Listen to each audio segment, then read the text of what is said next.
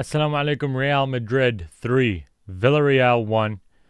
I loved it. I love that game. Now look, I'm recording this the next day because Saturday I had a really busy day. I was out in the city. I was having some quality time, but I was also watching the game at the same time.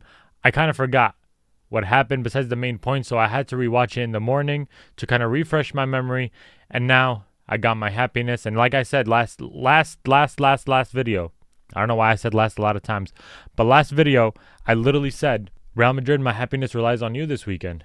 And it did. It did. And I'm happy. I'm happy with the performance. I'm happy with everything.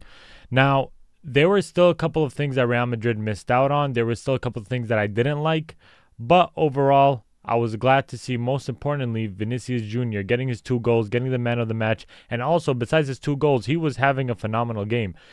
To be honest, it looked like Real Madrid was like not the whole team was on the same page as Vinícius Júnior. It looked like it was Vinícius Júnior running the team.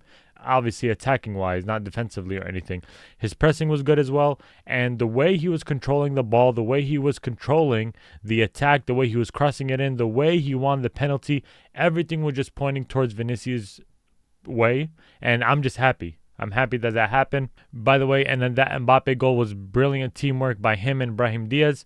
And yeah, like I think the way Real Madrid played today, they should take some notes based off this game and move it on to the next couple of games. I know that now we are going to be in the international break, and it's very important for Xabi Alonso to work with his players, the ones that he has right now, and trying to keep building this momentum. Have them rewatch the game, have them kind of study what went wrong as well, because there's a couple of things. For example, not on the top of my head, but for example, I'll say defensively. When we conceded that first goal, it was something that was not supposed to be conceded.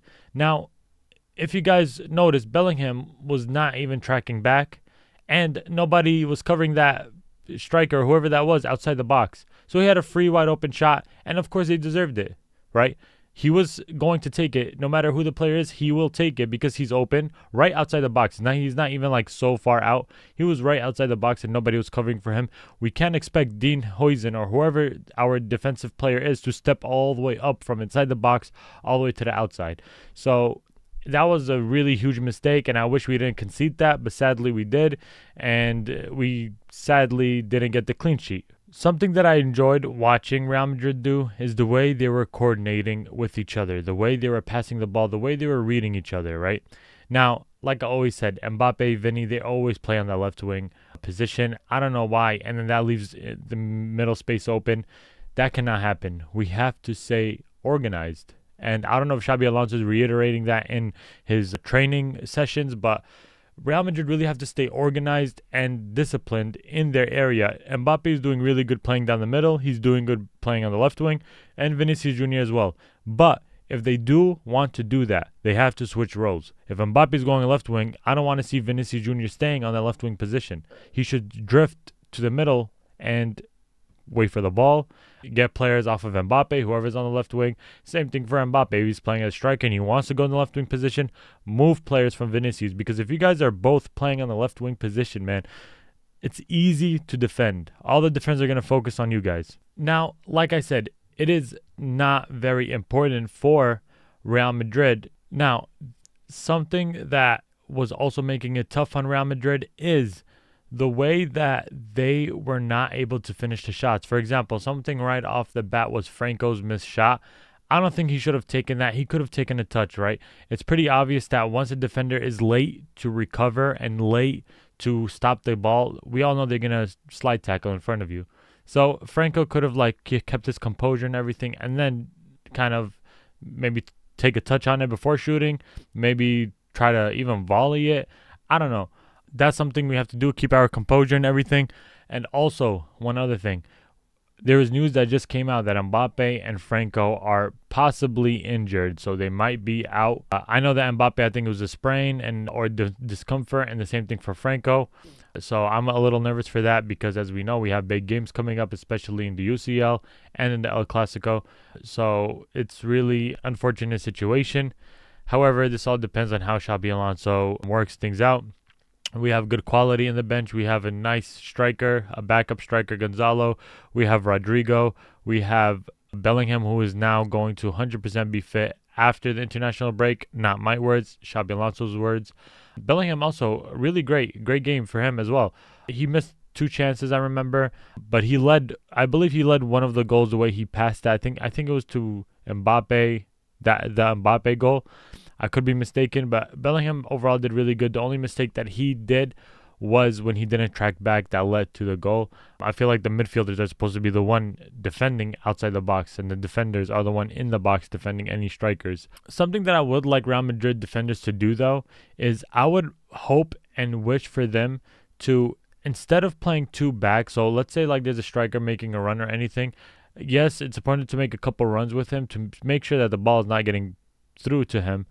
But also at the same time, you don't have to keep running all the way so that offline or the offside trap, right, is no longer there. Like, I know we don't play offside traps, but like the line, let's say Dean Huijsen is the only one tracking back and all the defenders are up. You see like the gap. And now like if a defender is making a run from all the way from the back, like around the fullback, we have a problem.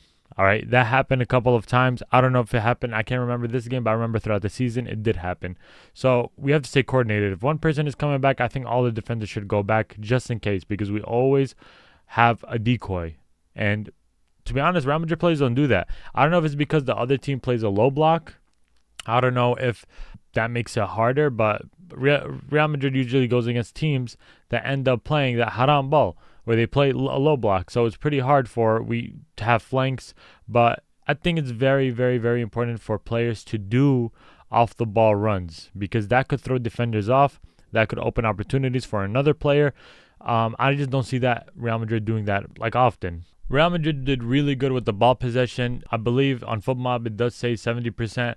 We did have most of the expected goals. We had 26 shots, which I think only scoring 3 out of 26 really is not the best look. And Real Madrid to have 7 big shots and to finish only 3, not only it is good, but at the same time, I think we had one which is a penalty, so that shouldn't count as a big chance, or does it count? I'm not sure, but I believe that we had more big chances.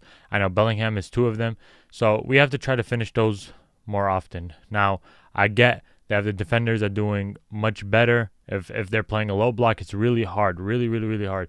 But Real Madrid has to keep the tempo high, cannot let them rest. For example, that first Vinícius Júnior goal, I get it. It was a deflection, but still, when Vinícius played it fast, defenders don't have time to think. And when they do that, Real Madrid has fast players. The only thing that's not fast about Real Madrid are a couple of players that are not quick with their awareness or decision making.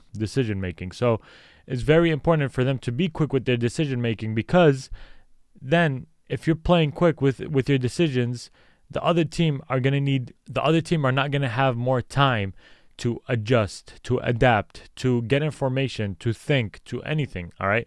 Especially if we're going against a team that are playing a low block, we can't let them get back into formation, which is why we see Barcelona playing quick. They're always playing quick. They're always pushing the ball up and rarely pushing it back, and that is something that Real Madrid must do. And yeah, that's all I got to say about this game. I really don't have much to say.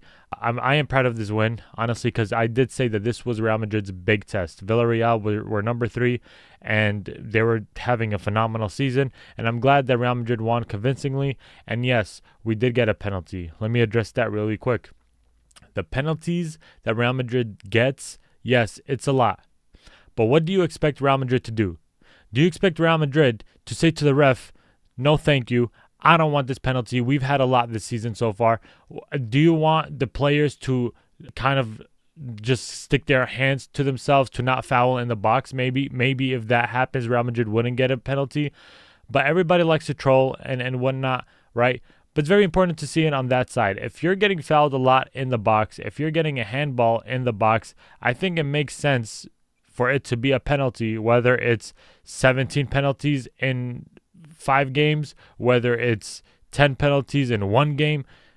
If there is a rule being broken in the penalty box, whether it's a foul, a handball, then it's very important for you guys to understand that no matter what, No matter if there's a lot of penalties or not, it is going to be a penalty. It's part of the game and it's a rule. There's people who just try to troll and whatnot, and I get that. All right. So yeah, just some people probably like see like penalties as a bad thing. Yes, like I'm not going to lie. If we get most of our goals through penalties, that shows the teams, okay, they only get their goals through penalties. But at the same time, if it's being committed over and over and over again, there's no limit. You get what I'm trying to say? Like, it is going to be a penalty, whether it's the 100th time or whether it's only the first time. It's going to be a penalty.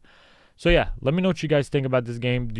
Were you guys surprised that Real Madrid won by 2 goals? Was there anything that went wrong? Anything that went different?